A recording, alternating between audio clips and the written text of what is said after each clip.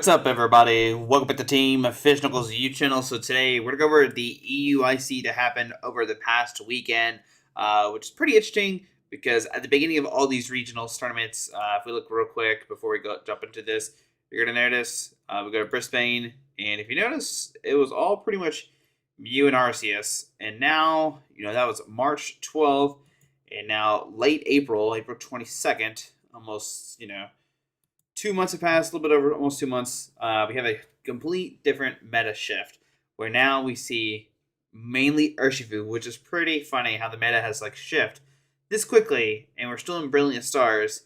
And for those who don't know, next weekend it's regionals in Indianapolis. It's gonna be interesting to see what happens now, right? But let's talk about the top 8 for the EUIC in Frankfurt. Some pretty cool things, like I said, are happening. Rapture Urshifu pretty much dominated the format. It was probably the best deck. Even though Mew was probably some places, Mew was only one place top 8, and the only Arceus deck in top 8 was actually Sylveon Arceus, which is kind of a counter to, Urshifu and Teleon, but I think it played against Mew, and so it lost, unfortunately, and then Mew, I think, hit Whimsicott, if I remember correctly, and lost to there.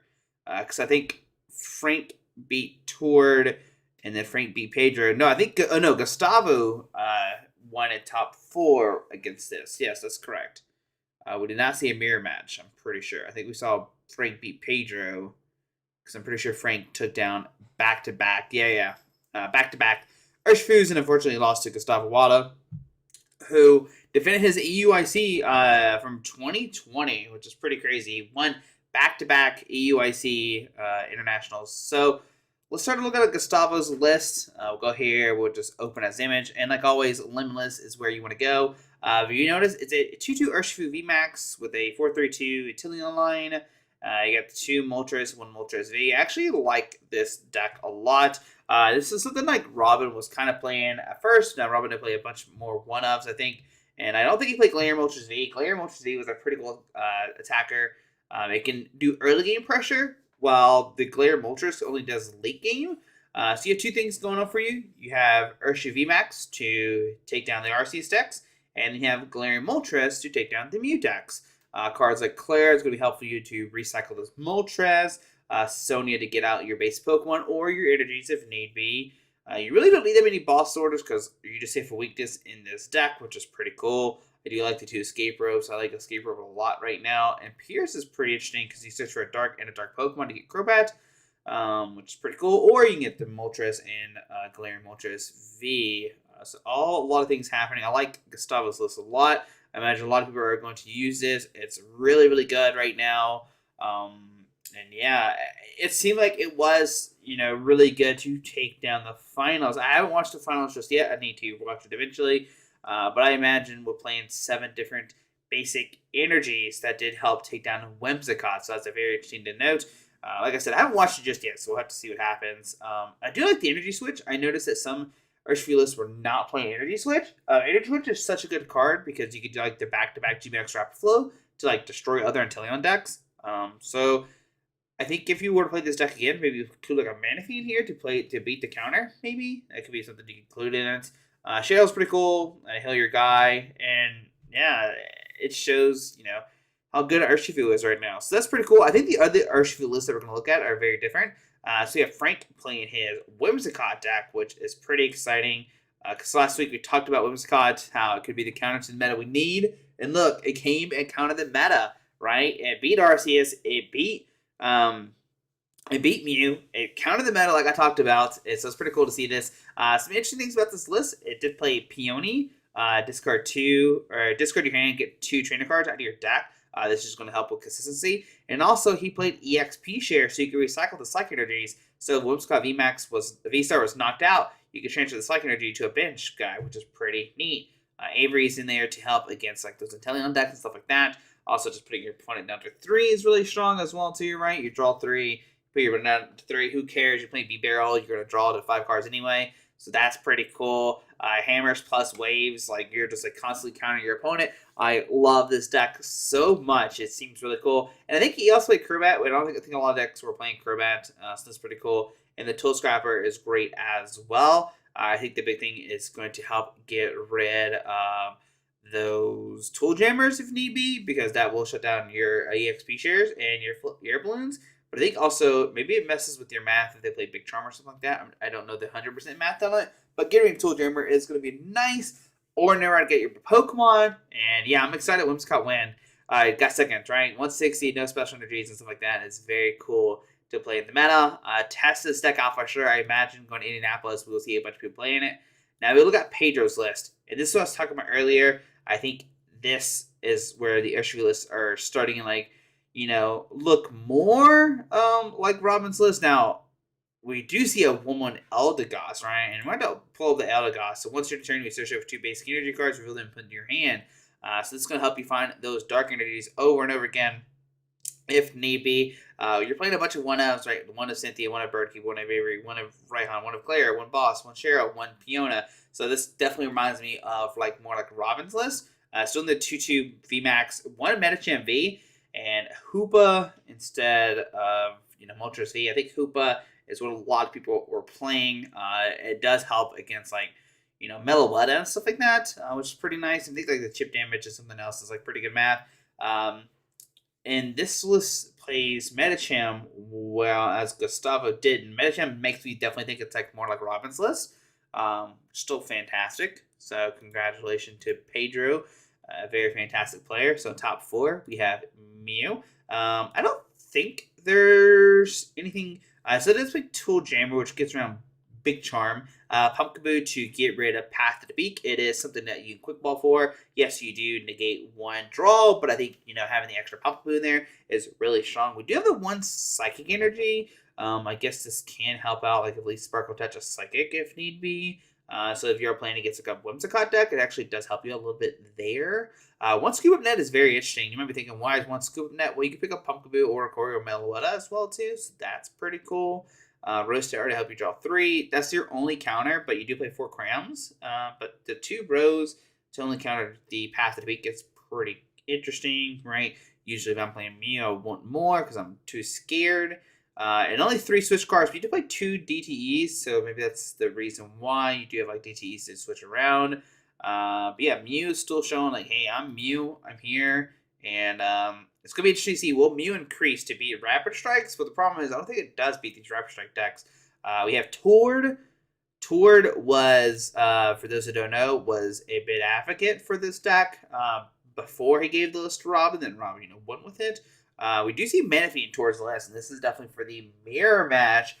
So he was ready for it, saying, if the mirror match comes, I got the Manaphy on my list to protect my bench Pokemon. Once again, we do see the Metacham. We do see a 1 of every supporter card. Literally 1, 2, 3, 4, 5, 6, 7, 8, 10, and 2 Sonias. Yeah, there's a lot happening. 1 Water Energy as well, too, so you can actually attack with the Aqua Bullet if need be. 1 Moltres, 1 Hoopa again. We do see the Metacham. We actually see the Octo in here, too, to get that Rapid Strike search, to search for any Rapid Strike cards. So yeah, there's towards the list. Like I said, we are catering more towards Robin's list now, which was hypothetically, I guess, towards list. So yeah, it's cool that Tor went back to it. So let's see. So we have the Sylveon deck we talked about yesterday. Just counter to the trying to counter the meta, right? You have the RCS Energy Accelerate, Sylveon to attack Urshiv VMAX to take down your single price decks and to hit against Arceus. You have the Crobat V and VMAX to go against Mew, Moltres V, and I just realized my screen was really, really zoomed out. Hopefully you're able to see. Oh my goodness. Did I mess up this whole video? Could you see? Yeah, I think you can see. Hold on. Let me fix this real quick. Let's see here. See if we can fix this. I just realized we're super zoomed in. Hopefully you're able to see everything. Oh yeah, there we go. Sorry about that. Hopefully you're able to see everything. But here's, I think you can see everything that we're talking about. If not, I apologize. But I think you can see everything. It looked like you can see everything. But yeah, still really cool Sylveon list. I don't know why I just now started to look. But yeah, kind of the matter, kind of Sylveon deck. It'd be interesting to see if Sylveon makes some more of an appearance. I don't think so. I think people are still going to be too scared to play the deck. It is a lot to think about. Isaiah Bradner, Justin Bakari, also playing the, I don't know if it's the same. It's hard to tell because these lists look the same. So there's a Mysterious Tail Mew, 2 Moltres, 1 Hoopa, and they do play the Pissimians. Do they also play? They don't. Okay, I've seen if they play the Scope. So the Scope is not in this list, but only 1 Fighting, 5 Dark. Okay. 2 Urshifu. Not as many one of them. 1, 2, 3, 4, 5, 6, 7, 8. 1, 2, 3, 4, 5, 6. I don't know. There's a lot of one ofs. I cannot do that. I cannot do that. Just Bakari, fantastic player as well. Everybody in this list is pretty busted. This looks pretty similar to Isaiah's list. I'm not going to say the same 60 because I'm not going to take the time to look exactly if it's the same, but I mean, it plays this the same. This looks all the same. 1, 2, 3, 4, 5, 6, 7, 8. And those look the same. 2 Energy Surge, 2 Training Cords, stuff like that. 1 Fighting, 5 Dark. It looks pretty similar to this list. Might be some minor details. I think it might be the exact 60. Might be the same 60. Can we tell down below? I hit the wrong button. Can we see down below? Oh, yeah, it is. The same exact list. Okay, that's what I thought. It looks like the same list. It looks like the same list. But still, congratulations, right? Just showing how good Urshifu Inteleon is. And it's actually interesting to see, all these different, ways you can play Urshifu Inteleon. Yes, people are agreeing that Urshifu Inteleon is probably the best deck right now, right? But how you play it and what cards you play with it, it's, very interesting to see. Because, Pedro play, the Gossiflower. We see Gustavo playing, the Moltres V. We see Tord playing the Manaphy and stuff for the mirror. And we see Isaiah and Justin playing... I guess, I'm trying to think what's, stand outish in their list. I guess the Mew? Yeah, Mew's in their list, right? So that's pretty cool. So everybody kind of put their little, spin on it, which is pretty neat. And I like that a lot. It shows that, hey, we found the best deck, but we haven't found the best 60 yet. And I think that's a pretty cool thing to do in this meta right now. And it's going to be interesting to see how we go forward into Indianapolis and see, can Mew, eventually overcome the Urshifus? I don't think so because they play so much dark and they're down to beat that deck.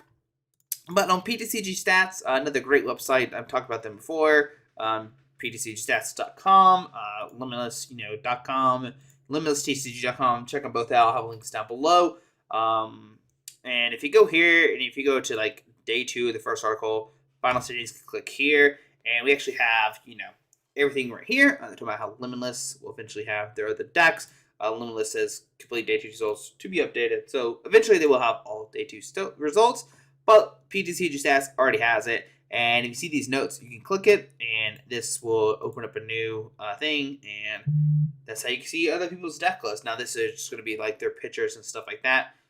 So that's how you can see it that way. If you're curious, that's one way you can see them. And let's just go through real quick. So we've been to 8. We have RC as Inteleon, Beedrill, Mew, VMAX, RC as Inteleon, Galarian Moltres, Malamar. So Malamar got 12, so that's pretty interesting to note because I think Malamar's still in a good position. But I think you have to play Manaphy in your list now. Does this list play Manaphy? Let's figure out together. And it looks like the answer is going to be no. No Manaphy. But I do like the Escape Rope. Escape Rope's pretty busted in this deck. Okay. Let's see what else we got. RCS Inteleon Galarian Moltres, Inteleon, Mew VMAX, RCS Inteleon Galarian Moltres, RCS Rapid Strike, Beedrill Inteleon, RCS Lycanroc, Hoopa V, B-Barrel. Oh my goodness, look at this list. That is a lot. Look at this one. Alright. Oh, actually I have the list. And you gotta see people's comments stuff like that too. So RCS with Lycanroc, Kirby VMAX, B-Barrel, Hoopa for Urshifu because it's Psychic Dark. So that's pretty cool. That's a list I've never seen before. That's pretty cool to see. Okay, Kirby VMAX, Galarian Moltres, Rowlet. Okay, B-Barrel, Dark Toolbox. Nothing on the Dark Toolbox. Connor came with the Calyrex Whimsicott. That's pretty neat. That's a pretty cool deck. I think I saw pictures of it already, but we'll show it off real quick. It's a pretty cool deck. Here we go. There's your Shadow Rider, Whimsicott, V-Star powered up, and yeah. So another little spin on it on the V-Star. Finn playing Whimsicott V-Star. I think this is the same as good old Frank. I think they play the same as 60. Pablo's up there too. This is where you kind of like learn about a lot about deck lists and stuff like that. Sander playing his VMAX stall. That's pretty cool. Umbreon VMAX. I was like working on making a video with it, but the deck is so hard to play. Look at Sander's list real quick. He uses Umbreon to bring Pokemon to the bench deactive, but the main thing is you're a tank. And with Sun and Moon Badge, they can't be brought up to the active. Jolteon to shut down the Teleons when you have a memory capsule on it. Eldegoss, you pretty much just Eldegoss loops. Or not Eldegoss, Cottony. Sorry, is it Cottony? Yeah, why did I say Eldegoss? I don't know. But Cottony V can go back into your deck over and over again with DTE, so that's pretty cool. And then you send Umbreons and eventually just like deck out your opponent that way, or you can like take enough knockouts eventually too. So that's pretty cool. So yeah, congratulations to Sander, always coming up with like amazing new decks. We do see, I thought I saw Jolteon. Suicune, Ludicolo, and Teleon. Arceus, Umbreon, my dad. Proud of you. 48 with the Sander list. Trying to see if there's anything else interesting that we could see. A lot of Mew VMAX. Mew VMAX was here, as you see, but it is more towards the bottom at the end of things. Oh, there's some up here. There's a 15th seed and a 16th seed. 10th seed. So there's some of the top two. So either it looks like it did well, or maybe not so well. And there's some of these in the middle. Okay, maybe. Maybe it's a little bit everywhere. Mew's still in there, just hanging out, just doing different things. Be interesting to see how Mew takes down and going forward. And then if you scroll down, you actually can see all the different streams. If you click at watch, they'll bring you to the videos and stuff like that. You can see, you can scroll. It looks like a stop 120. Oh no, I have to watch that. I want to see what happened. So I have to see what happens. So, but yeah, there is, what is TPCI info page? Does this have anything yet? No. Eventually they will have probably the deck list on there. Arcanine pairings, limitless. Yeah, so there we go. What surprised you? I mean, the surprising to me is definitely seeing, so many Urshivus make, top 8. It's showing it's the best deck, right? So, test out Urshifu. Next weekend is regionals in Indianapolis. We'll see what happens. We'll try to get everybody prepared. Maybe do like a regionals Q&A.